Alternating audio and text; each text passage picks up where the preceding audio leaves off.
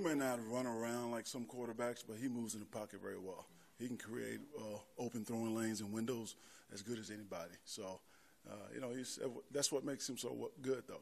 His ability to move in the pocket and get the ball to his eligible receivers. You guys have shown the ability to be pretty versatile in how you try to get to the quarterback. Is that going to be a key on Sunday, do you think? I think it will be a key. It's hard to get to him, but, yeah, we're going to try to get to him.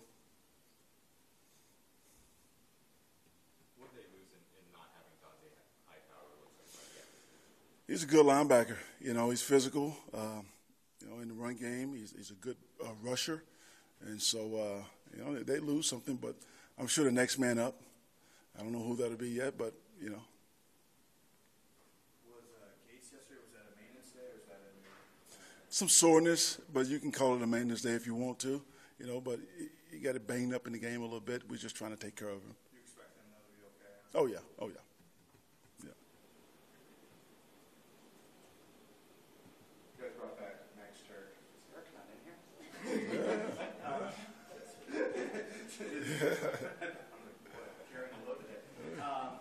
Scary. You guys brought back Nexter. What are you hoping to see from him now that he's kind of got another chance? Oh, he's back. He's ready to play. We brought him back on the practice squad. We just want to get our eyes back on him because when we had Max, he did a good job in center and guard as a swing guy.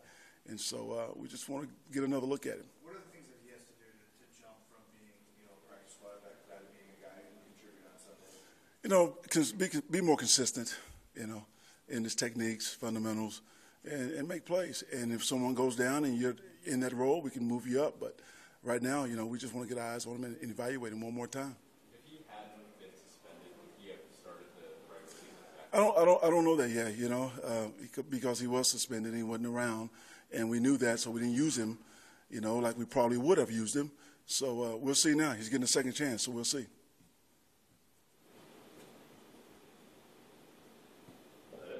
How challenging is it now that they have 4 healthy running backs that they can all kind of rotate in there? It's very challenging because they all have different skill sets. Some of those guys are better out of the backfield as receivers. They're all good runners, and when they get the ball in their hands, they make plays. And they really move the chains down the field for that offense. When you look at their team, their running backs are really good.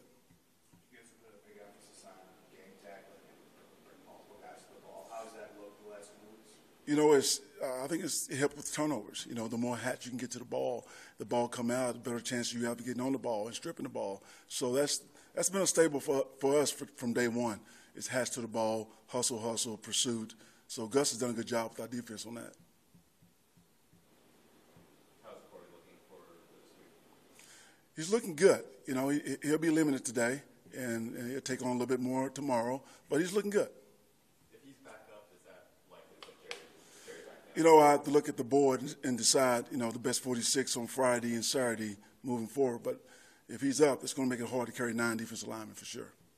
How did Gary look his first game? I thought, first game of the season, I thought he looked good. He did some nice things, especially on punt return. He helped spring a block to get Travis loose on that touchdown. And did you feel like, I know in talking to Philip, he's felt like there could be like an explosion kind of coming on offense where they've been close? I sure hope so. Are you seeing signs of that? Oh, yeah. Anytime you're backed up the way we've been backed up, take the ball down the field, 92 yards, 93 yards, when we had to, we know we can do it.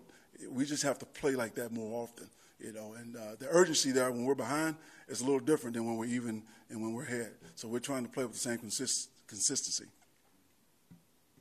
After Lynn and Gus game with Coach Bradley, what do you know about him now that you didn't know before? Where you're the same. He's a heck of a football coach. He's a really intense guy, positive, good motivator. I'm glad he's on my roster. No doubt about it. All right. Thanks, Okay. All right.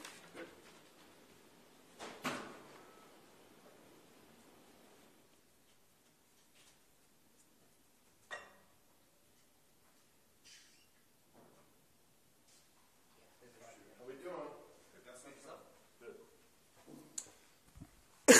Okay. Good week of practice thus far. Challenging week. They do a lot of different things, as you all know. The ability to come out in multiple personnel groups, multiple philosophies based on each game, run the ball, pass the ball, how they attack defenses. So it's been a good week of prep, though. Good week of prep, but, a lot of things going on. What's the biggest challenge preparing for Tom Brady?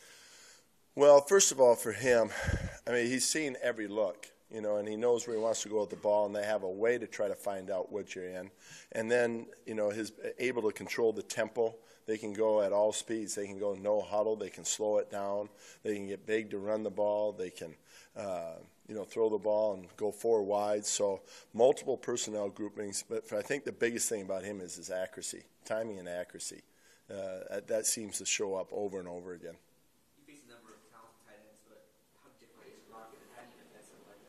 Well, he is. It's a challenge. I think every team that faces New England is presented with that challenge. He's a bigger body. He can block well at the point of attack. When he's flexed out, and operates in space, he's so big. It's that type of advantage for him. He uses his body well. Subtle movements to allow him to create some space. He does that very well. But it's not just, sometimes with tight ends you just see a few types of routes. But he'll run, all the routes in the route tree. Gus, what makes Tom so good at avoiding pressure when he's got the most athletic guy? Well, his decision making, I think, is good. Before the pressure can actually get to him, usually the ball's out. When you look at the release and how fast he gets rid of the ball, I think a lot of teams would say, hey, you want to pressure him up the middle. Force them out of the pocket, but that's tough to do. With their protections and what they do, they're going to try to protect that as much as possible. So, I think their offensive line, it's really the same group they had last year. So they do a good job of protecting them. I know they've given up 18 sacks or something like that, but overall, their scheme and how they protect and they chip and they get guys involved has been very good for them.